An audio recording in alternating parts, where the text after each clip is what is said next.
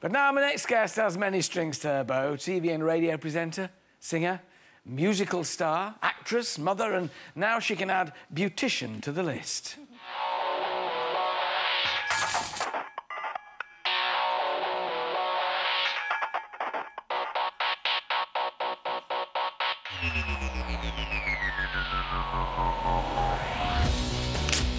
This might sting a little.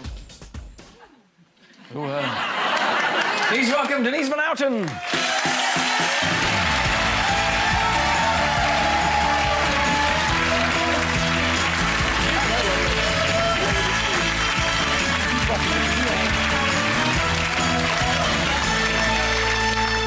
I never know what they're going to do next for Comic Relief. I know. Tell us all about this challenge. Well, first of all, I have to give you your red nose. Oh, thank you. Relief. I hope you've bought your red noses. Pirate one. They're very good this year. You got pirate one. It suits you. It looks good, doesn't it? Well, don't worry, it's the entire interview because it might all be dabby-does. No, you can save it for later. Yes, so this year, I'm the Walker's Waxer. Basically, we've got 4 of our best-loved comedians, Stephen Fry, Jimmy Carr, Frank Skinner and Al Murray have all had a packet of crisps, Walker's Crisps, named after them, and they're on sale, and they're trying to raise £1 million for Comic Relief. Whoever sells the most crisps is off the hook, and the 3 losers have to be waxed by me. Is there any choice in the part of the anatomy that they're waxed?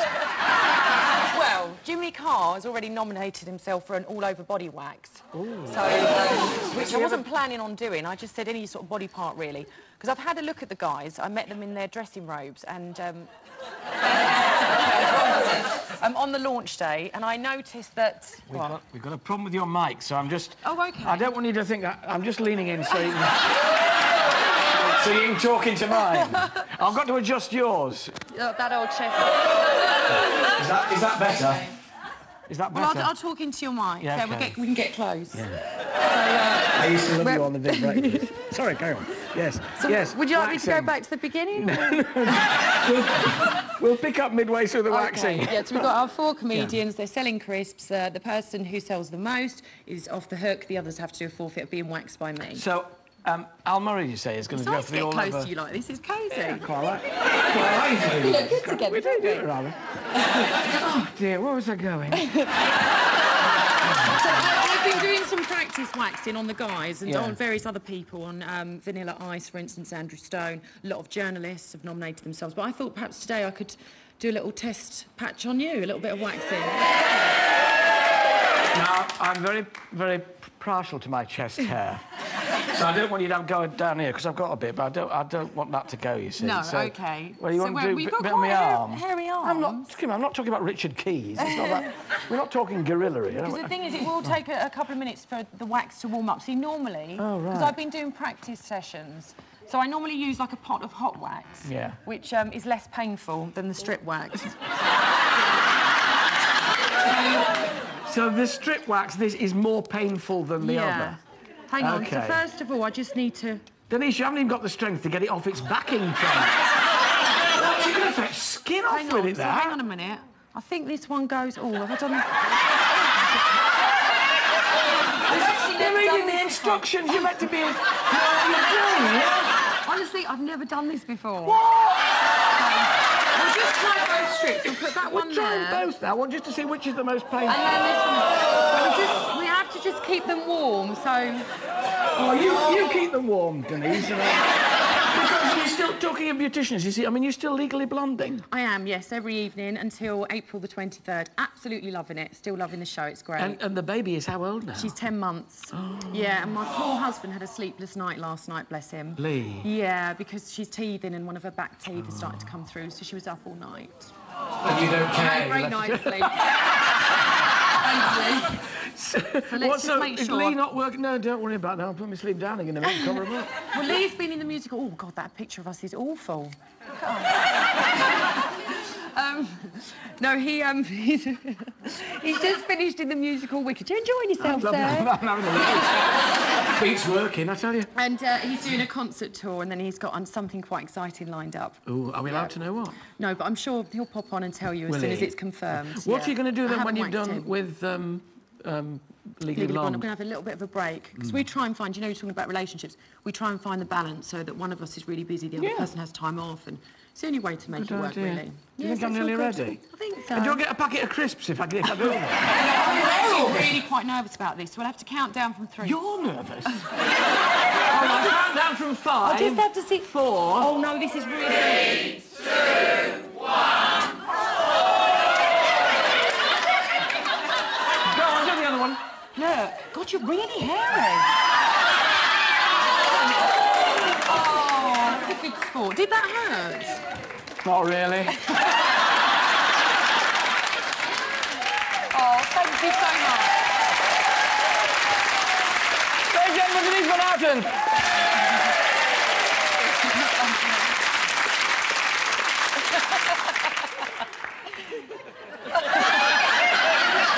Now it's time for me to get my hands dirty. For the first time this series, and show you how you can get the most out of your garden. There is no waxing involved at all. Today, how to create the perfect veg patch. Joining me on the 80 allotment, my horticultural honeys, Janet Street Porter, Gloria Hanniford, and I think it should be you as well. Come on, Denise, over you come.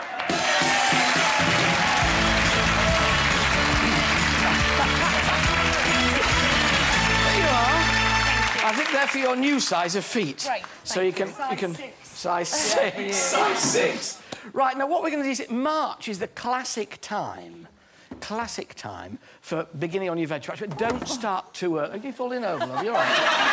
I just held Denise because we've become very close. Thank you so That's all right, love. Oh, he's such a gentleman. I don't want you to rush at it in March because everybody thinks sunny day like today, but it's very frosty, very cold. Don't go at it yet, but towards the end of the month, there are various things you can do. Now, if you go over to your patch over there... Oh, sorry. I know you come and do it with me. Am I on your patch? Are we sharing a patch? Will you share a patch there? Share a patch, I'll okay. share a patch with Denise. Yes. Now then, do you know about chitting? My neighbour came over the other day and mentioned it. Yeah. And I thought she was being really rude to me. No. Janet knows, because Janet grows I've stuff. done mine already, Alan. Why am I supposed to be pretending I don't know what this is? No, you bend down and tell us what it is, because lowbrow as you are, Janet, you'll be able to know. Potatoes have got eyes on them. Yep. See? And you put them in old egg boxes.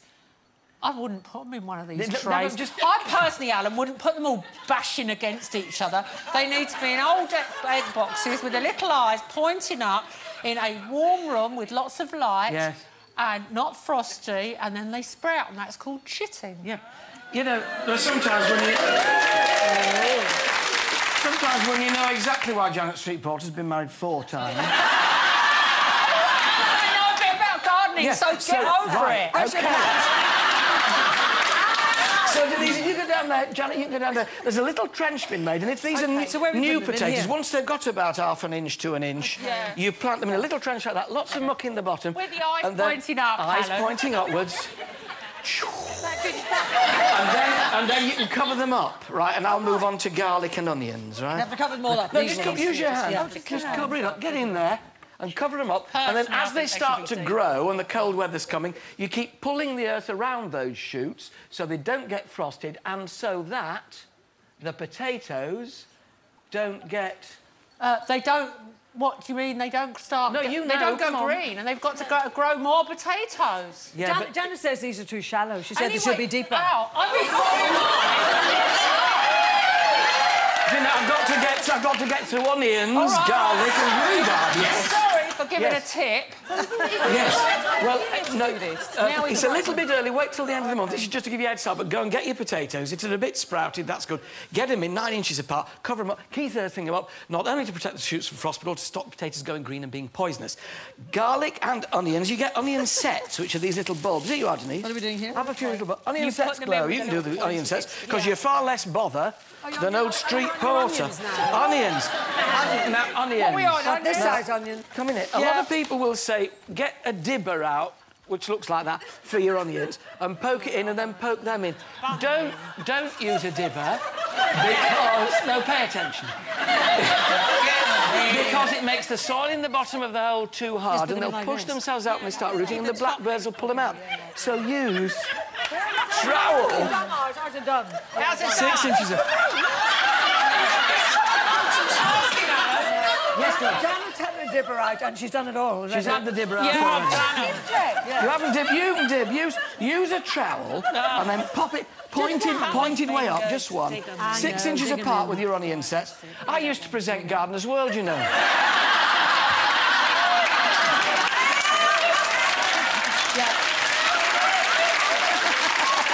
Reputations go out the window on this programme.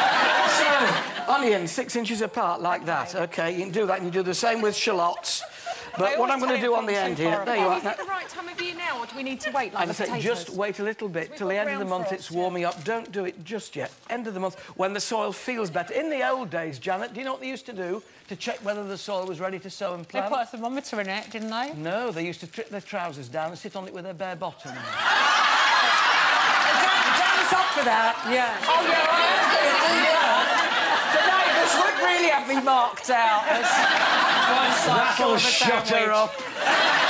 Now then, and then we get to rhubarb. Now, rhubarb likes really rich soil. There's your little rhubarb We've got an crown. odd-looking Rhubarb crowns come like this. This is a lump of rhubarb. This is its rootstock. You can plant them in... You can dig a deepish hole, fill it full of muck, put some soil back on the top, and then get it in so that just the top of the crown is sticking up above the soil. And if you want to get your rhubarb to come early, somebody's nicked me pot.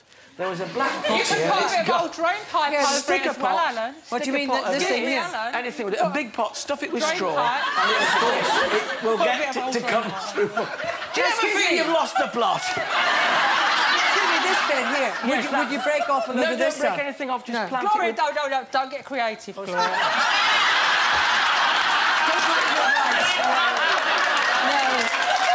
OK. There we go. Every week, I'll be on the allotment answering your pressing gardening questions. Yes. What do you want me to do with these?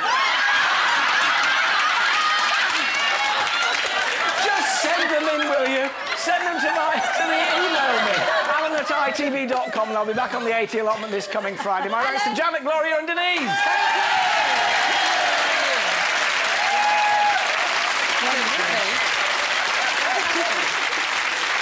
That's it for today. Tomorrow, one of Britain's biggest comedians, Lenny Henry's here. Pop sensation McFly perform. Movie star Nick Moran drops by, and there's some loose talk from Loose Woman Sherry Hewson. We'll see you tomorrow after I've had the body wax. Bye-bye.